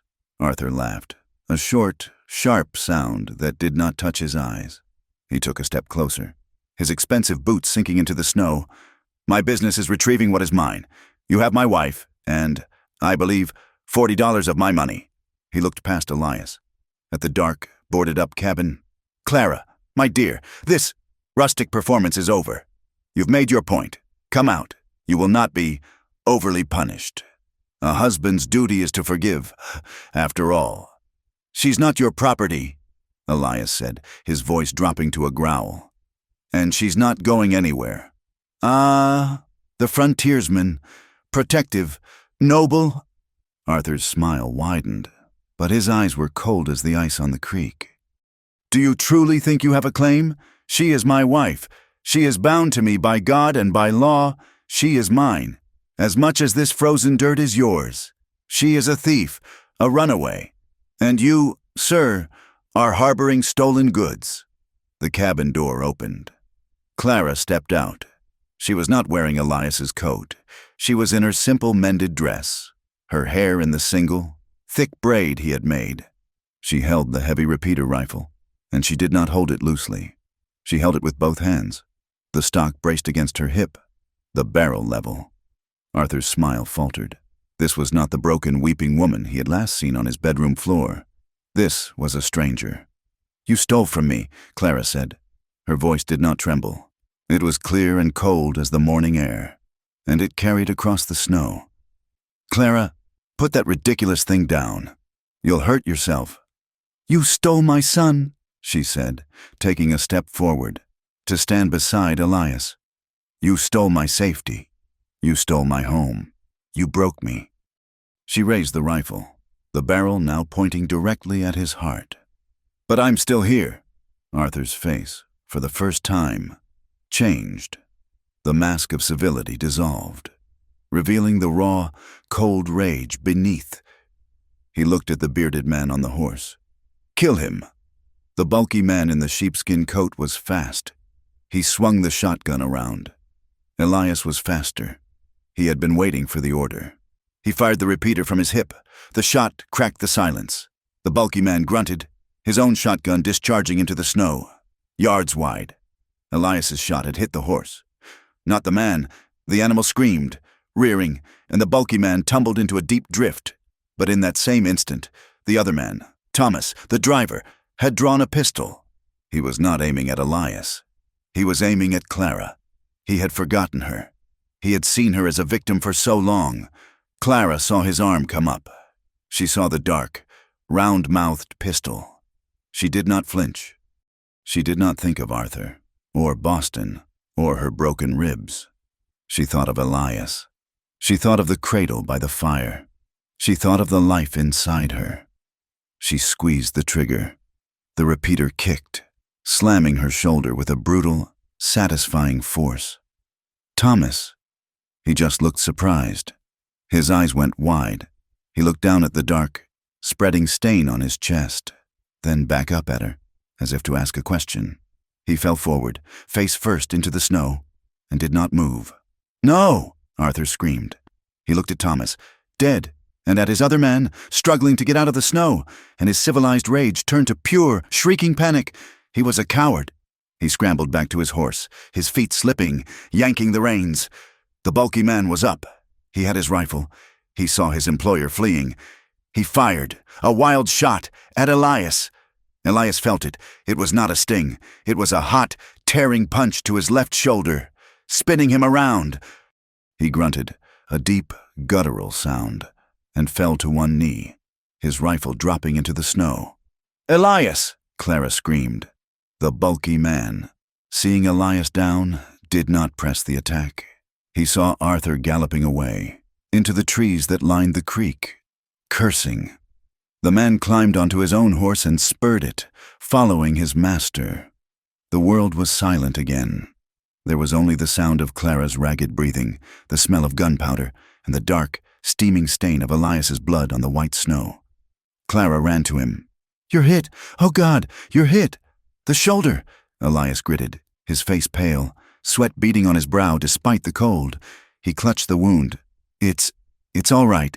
He looked up, not at her, but at the woods. The tracks were clear in the snow. "He'll be back. He'll get to the settlement. He'll come back with the law." What do we do?" "We don't let him," Elias said. He pushed himself up, his left arm hanging useless. "Get the horses. We pursue." "Elias, you're bleeding. You can't ride." "I can," he said, his voice terrible. He grabbed his rifle with his good hand. He saw you. He saw you kill Thomas. He will see you hang, unless we stop him. Now, get the horses." She did not argue. She ran to the barn, her heart a cold stone in her chest. She had killed a man. She had killed Thomas, a man she had known for years, a man who had watched her suffer and done nothing. She felt no remorse. She felt nothing but a cold, hard clarity. She saddled the two horses, her hands shaking, but efficient. She helped Elias mount. He was gray, his blood dripping onto the saddle, but his eyes were sharp. They rode into the woods, following the two sets of tracks in the new snow. It was dark under the pines, the world a maze of black trunks and white ground. Elias rode with his rifle across his lap, his right hand on the stock. Clara rode beside him, her own repeater loaded, her senses screaming. They rode for half an hour. The tracks were easy to follow. They heard shouting, a horse's scream. They burst into a clearing. It was a frozen stream, the ice a flat, gray sheet. The bulky man's horse had stepped through, its leg broken. The man was on foot, trying to pull Arthur's horse, which was spooked and rearing. "There!" Elias shouted. The bulky man turned, raising his rifle. Elias fired, one-handed, from the saddle. The shot was low, but true. The man cried out, clutching his leg, and fell to the ground, his rifle skittering onto the ice. Arthur was alone. He was backed against a wall of frozen rocks. His fine coat was torn. His face was scratched from branches. He looked pathetic. He held up his hands, his expensive gloves dark with mud. "Clara, my dear, thank God!" he panted, his eyes wild with fear. "This man, this brute, he's mad. He shot me. Help me. We'll go home. I forgive you. I'll forgive everything. The theft, the driver. It was self-defense. I saw it. Just help me." Clara slid from her horse. She walked toward him. The repeater held steady. She did not stop until the barrel was 10 feet from his chest. She looked at him. She saw the man who had smiled at her in the parlor. She saw the man who had punched her in the ribs. She saw the man who had called her empty. "You'll forgive me?" she said. Her voice was dead. Yes, anything. Just put the gun down. Clara, we'll We'll go home." She looked at him, at his lying mouth, at his terrified, weak eyes. She saw the rot inside him. She thumbed back the hammer. The click was the loudest sound in the forest. Arthur's eyes went wide. He wet his lips. "Clara, you wouldn't— God would not permit—" "God has no say here," she whispered. She saw the life inside her, a small, bright flame, and she saw the man who would snuff it out. She just had to squeeze. One small movement. She saw his life, and the life he had stolen from her. She saw 10 years of misery stretching before him. A man with no power, no wife, no name. She lowered the rifle. "Just an inch." "You'll rot," she said, her voice hollow. "You'll live. You won't die. You'll just rot in your own lies. You'll go back east, and you'll know that I'm here, that I'm alive, that I beat you. You will never touch me again. You will never touch my child." Arthur stared at her, uncomprehending. Elias walked up, his pistol in his good hand, trained on the wounded man, who was groaning on the ice. Elias's face was sheet white. He was bleeding badly. "You'll do more than that," Elias said, his voice thin. He fumbled in his coat pocket and pulled out the piece of paper. The letter, Arthur's letter. He threw it on the snow at Arthur's feet, along with a small pencil. "What is this?" Arthur stammered. "Insurance," Elias said. "Write, or she'll pull that trigger after all. And I'll kill your man, and the wolves will have you both before morning." "Write what?" "Write," Elias panted, leaning against his horse for support. "Write, I, Arthur Vance, followed my wife, Clara Vance, with intent to do her harm. I release all claim to her, and to the child she carries, having admitted to acts of abuse." "I will not," Arthur shrieked. "This is slander. It's—" Elias fired his pistol. The shot was deafening. It kicked up snow an inch from Arthur's boot. Arthur screamed and fell back against the rocks. "Right," Elias said, his voice a bare, deadly rasp, his hands shaking so badly he could barely hold the pencil. Arthur Vance knelt in the snow. He wrote. His elegant script was a jagged, terrified scrawl. He signed it. "Give it to me," Clara said. She took the paper, folded it, and tucked it inside her dress. "My horse," Arthur said, looking at his mount. "My man, he's bleeding. He'll live," Elias said. "Or he'll die. It's up to him." He looked at Clara. "Take their guns. Take their horses." They left them. They left Arthur Vance, the powerful man from Boston, on his knees in the snow, with no horse, no gun, and a wounded, groaning employee.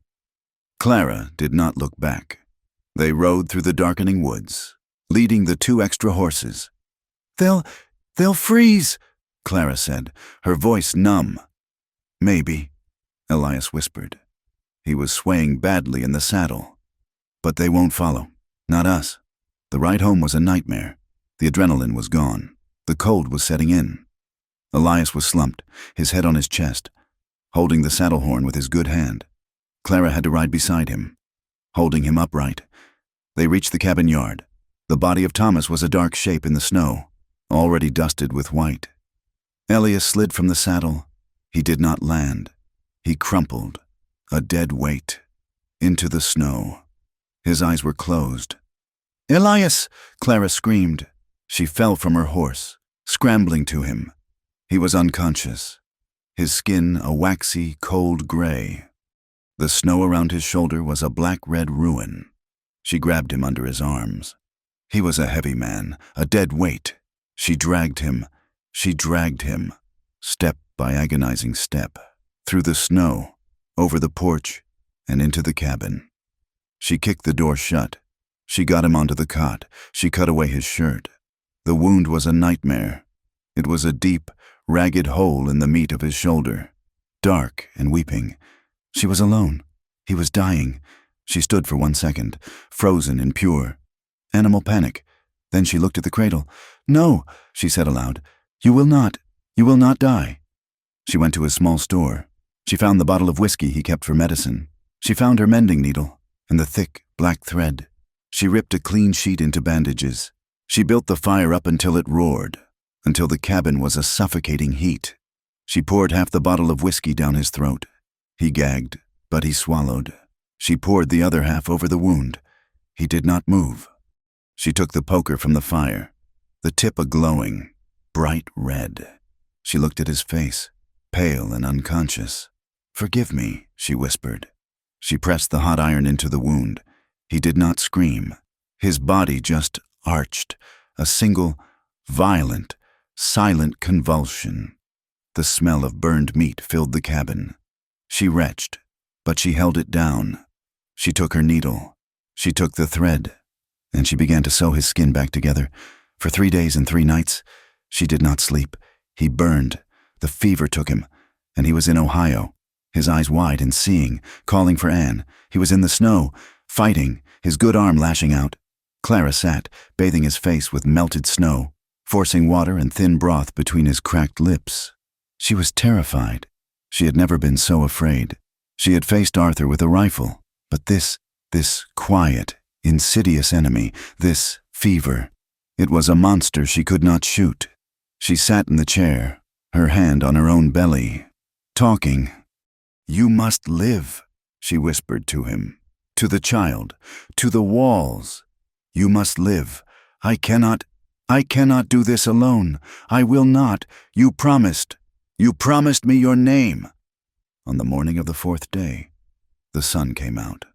The snow was melting, dripping from the eaves. The cabin was quiet. Clara had fallen asleep. Her body had finally given out. She was slumped in the chair, her head resting on the edge of the cot, her arm thrown across his chest. Her other hand, as it was so often now, was resting over her belly. He woke. The pain was the first thing, a dull, immense, roaring fire in his shoulder. The second was the light. It was bright. He was alive. His vision was blurry. He saw the log ceiling. He smelled wood smoke, and something else, the faint, coppery smell of old blood. He turned his head. It was in agony. He saw her. She was asleep, her face pale, with dark circles under her eyes. She looked exhausted, but she was peaceful. Her hair was a wild, unbound mess. Her hand was on her stomach, a small, protective, maternal gesture that clutched his heart. He saw the cradle, safe by the hearth.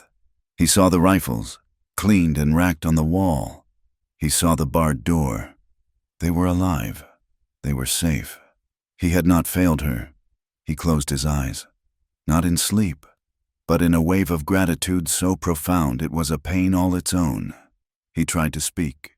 His throat was raw. "Clara," he whispered. It was barely a sound. Her eyes snapped open. Her eyes opened. They were blurred with sleep, unfocused. Then they saw him. They saw his eyes, open and clear and looking at her.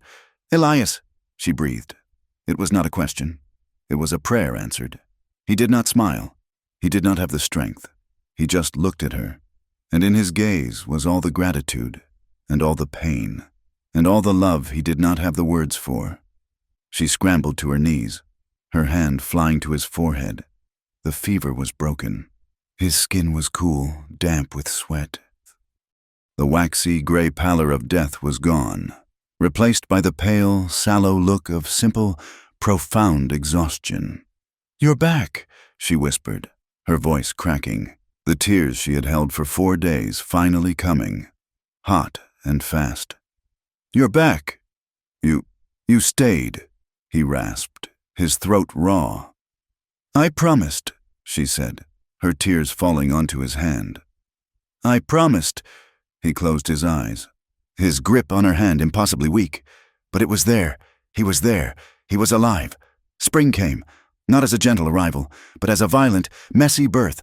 The snow melted with a sudden, warm wind, the chinook that swept down from the mountains, and the world was mud. The creek roared, a brown, angry torrent.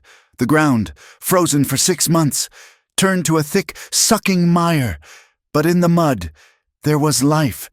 Elias healed, his body, strong from a lifetime of hard work and solitude, knit itself back together. Clara's stitches, sewn in panic and love, held. He was weak for a long time.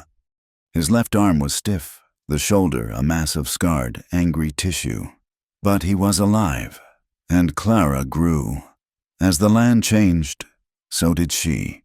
The first pale green shoots of prairie grass pushed through the brown, matted earth. The first wild crocuses, tough and beautiful, bloomed in patches of purple and yellow. And Clara's belly, no longer flat, began to swell. At first, it was just a small, secret curve, a softness she could feel with her hand. But by the time the cottonwoods began to bud, it was a visible, undeniable thing. She was carrying his child. The cabin, once his fortress of solitude, became a nursery of anticipation. Elias, his arm still bound in a sling, spent his days not mending fences, but watching her. His tenderness was a constant, quiet thing. It was not the desperate, fierce passion of their nights before the fight. It was the low, steady warmth of a banked fire. He had faced his ghosts. He had faced Anne's death, and he had faced his own, and he had chosen life. He had chosen her life. He watched her with a reverence that was almost painful. He saw the miracle of it. His body, which he had believed was a vessel of death, had created this. He watched her move, her steps heavier, her back aching, and he saw not a fragile woman he would break, but a profound, unbelievable strength he could only admire. He would sit her by the fire in the evenings, his chair pulled close. He would kneel, a difficult, painful gesture for his stiff body, and take her swollen feet into his lap. He would massage them, his rough, scarred carpenter's hands working the ache from her arches, his touch slow and careful. She would lean her head back, her eyes closed, and a small sound of peace would escape her. His voice, once rough from disuse, was now a daily comfort.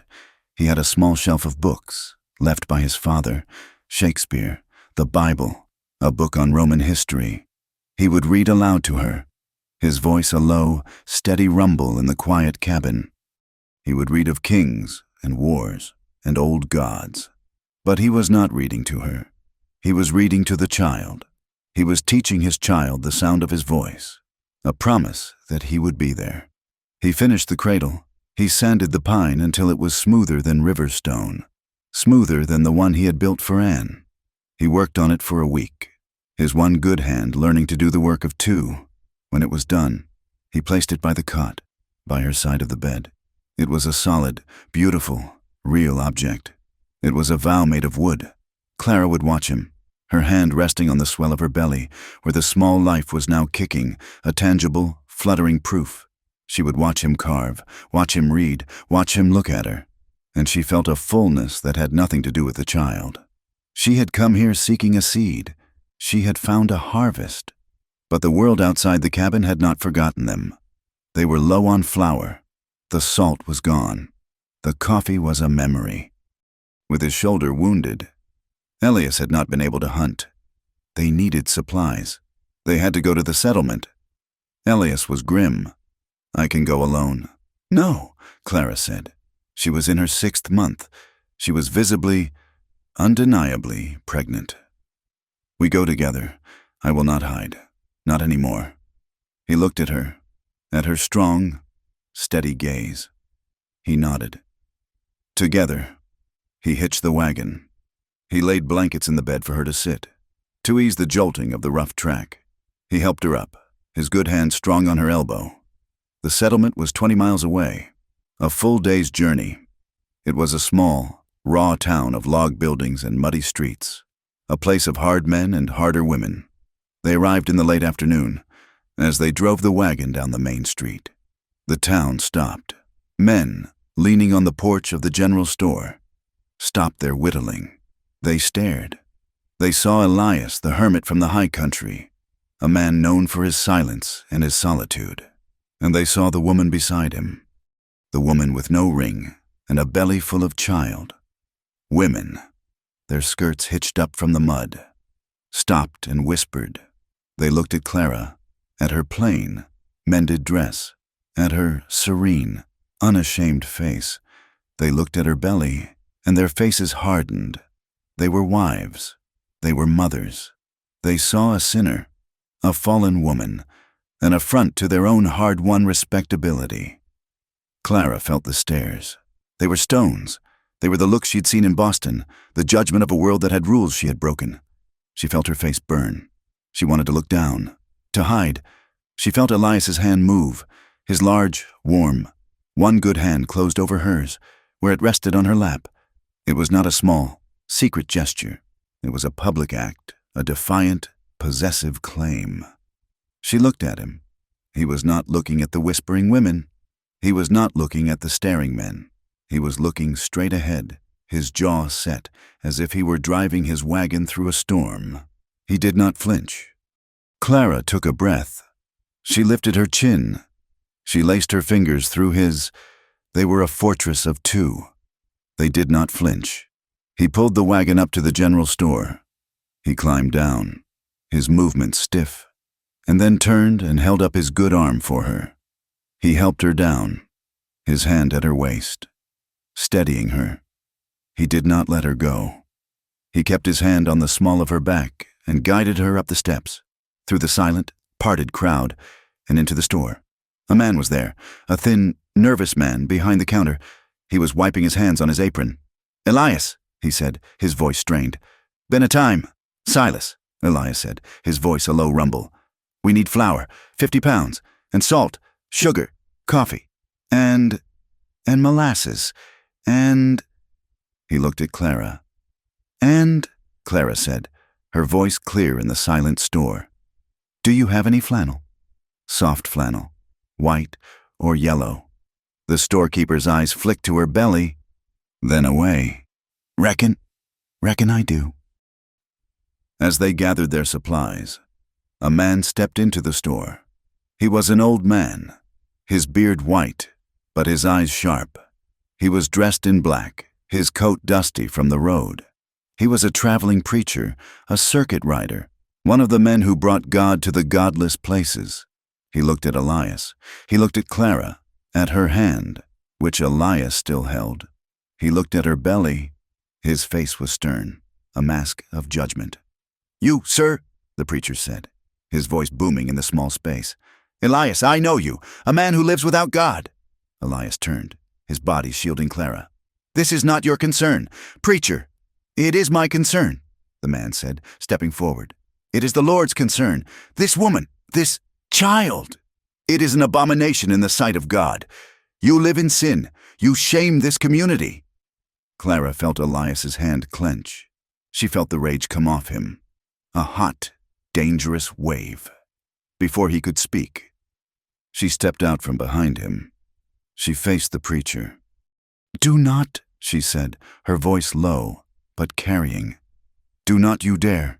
You speak of sin. You know nothing of my life. You know nothing of this man. You see a belly, and you see sin. I see a miracle. I see a man who saved my life. I see a man who is a better Christian in his silence than you are in your loud, empty words." The preacher was taken aback. He stared at her. This pregnant, defiant woman. "The child is innocent," he said, his voice softer, but still stern. "It deserves a name. You must marry. For the child's soul." He looked at them. "I will do it. I will marry you. Now, to save this child from the stain of bastardy."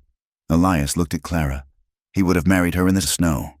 He would have married her with his shoulder bleeding. He would do it now. Clara looked at the preacher. She saw his judgment, his pity. She saw the faces of the townsfolk, staring through the window. They wanted a show. They wanted the sinner to repent. She remembered her first wedding, the fine church, the silk dress, the man who had promised to honor her and who had broken her. Marriage, to her, was a word of law, a word of possession. "No," she said. Elias looked at her, surprised. The preacher sputtered. "Woman, you would condemn." "I will not," she said. "Be married as a punishment. I will not be married to satisfy your town or your God. My soul is my own, and so is my child's." She turned to Elias. "We have our supplies." He looked at her, a slow, dawning pride in his eyes. He nodded. He paid Silas, his coins ringing loudly on the counter. He took the sacks. He led her, his hand still holding hers, back through the silent, shocked crowd, and helped her onto the wagon. They rode out of town, not in shame, but in a quiet, shared dignity. They did not speak for a long time. The sun was setting, painting the sky in colors of fire and rose. You would not marry me," Elias said, his voice careful. Clara turned to him. "I will not marry that man's idea," she said. "I will not marry to make the world feel clean. Marriage, for me, it was a prison. It was a word he used to own me, a word he used to hurt me." He understood. He understood what she was not saying. They reached the cabin as the stars were coming out, bright and cold in the clear sky. They put the supplies away. The cabin felt safe. It felt like home. The cradle was waiting. Clara was standing by the fire. Elias came and stood beside her. He did not touch her. She turned to him. The firelight was warm on her face, on the swell of her belly. "Elias," she said, her voice quiet. I don't need a preacher. I don't need a piece of paper from the law. I have the paper I need. The one he signed." She paused, taking his hand, his one good hand, and his scarred one. She held them both. "But I need to ask," she said. "Not for God, not for the town, for me, and for him." She touched her belly. Will you raise this child with me? Will you be his father, even if the world turns its back on us, even if they call us what he called us?" Elias looked at her.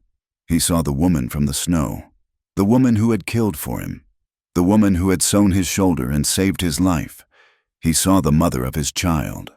His voice was rough with an emotion so deep it hurt. "Always," he said. That, she thought, was a real vow. But the preacher came. He arrived 3 days later, on a tired mule. He looked chastened. He had, perhaps, seen something in her eyes, in Elias's, that his books had not prepared him for. He had seen love. He sat at their table. He accepted their coffee. I was wrong," he said, not looking at them, but at the cradle. "To judge, it is not my place, but a child needs a family. Bound. Let me do this, not for the town, not for me, but for the three of you. A blessing." Clara looked at Elias. He just nodded, his eyes on her. It was her choice. "All right," she said. "Not in a church, not with his words, but with ours." They stood at the edge of the meadow, where the trees gave way to the high, open prairie. The mountains were a purple shadow in the distance. The wind, the only sound, moved through the new green grass. It was just them, the preacher, and the wind. The preacher did not use his book. He just spoke, his voice quiet. "The world is hard," he said, "and love is a shelter. Do you, Elias, take this woman, Clara, as your wife, to shelter her, to be a father to her child?" "I do," Elias said, his voice clear, his eyes locked on hers. "And do you, Clara, take this man, Elias, as your husband, to build a home with him, to be a mother to his child?" "I do," she whispered, her hand in his. "Then, by the grace of God," the preacher said, his voice thick, "and the witness of these mountains, you are a family." That night they lay in the cot. The cabin was filled with starlight. They did not touch. At first, they were new. They were husband and wife. He turned to her. He was slow, his movements worshipful. He made love to his wife. It was not the healing touch. It was not the defiant passion. It was a slow, deep, profound knowing. It was a promise kept. After, he lay beside her, his head resting on her high, firm belly. He could feel the strong, sudden kicks of the child within. He pressed his head closer, his ear against her skin, as if he could listen to the sound of his new life. He felt her hand in his hair. "You gave me life again," he whispered, his voice muffled. "I was dead, Clara, 10 years dead. You and this child. You brought me back." She did not speak. She just stroked his hair, her own tears of peace silent in the starlight. The summer was hot and dry. The grass turned to gold. Clara was slow, heavy, beautiful. Elias tended to her. His strength returned, his heart full. He hunted. He worked. He waited. The birth was hard. It was long. It was not in a house with a midwife, but in a log cabin, with only a terrified, loving husband. His hands shaking, his heart in his throat. But it was not like before. There was no blood, only life. There was no fear, only pain. And then a sudden, shocking, vital cry. The cry of his daughter. The story ends under the cottonwoods. The worst of the summer heat has passed. The air is clear. The sky a deep, aching blue. Clara is sitting in a rocking chair. The one Elias had fixed. The one he had brought out from the cabin. She is rocking, her movements slow, her face peaceful. In her arms is a small bundle, wrapped in the soft yellow flannel she had bought in town. Elias is leaning against the doorframe of the cabin. He is not the man he was. The hollows in his cheeks are gone. The bleakness in his eyes has been replaced by a quiet, awestruck light. His shoulder is healed, a puckered red scar that he will carry always. A reminder. He is watching his wife and his daughter. The meadow is green. The world is at peace. "She looks like you," Clara says softly, her voice carrying on the still air. She looks up at him, a small, tired smile on her face. Elias pushes off the doorframe and walks toward her. He stands over her, looking down at the small, sleeping face of the child. She has a full head of dark hair, and her mouth is a perfect, small bow. He reaches down, his rough, scarred finger, the one that had pulled a trigger, and gently traces the line of the baby's cheek. "No," he answers, his voice rough with an emotion he will never be able to name. He looks at Clara, his wife, his savior, his life. She looks like hope. Thank you for listening to this story. We truly hope you enjoyed it. Please let us know in the comments where you are listening from. We love hearing from our audience around the world. Be sure to subscribe to From Wild West for more stories like this one. And share your thoughts with us in English. We appreciate your support.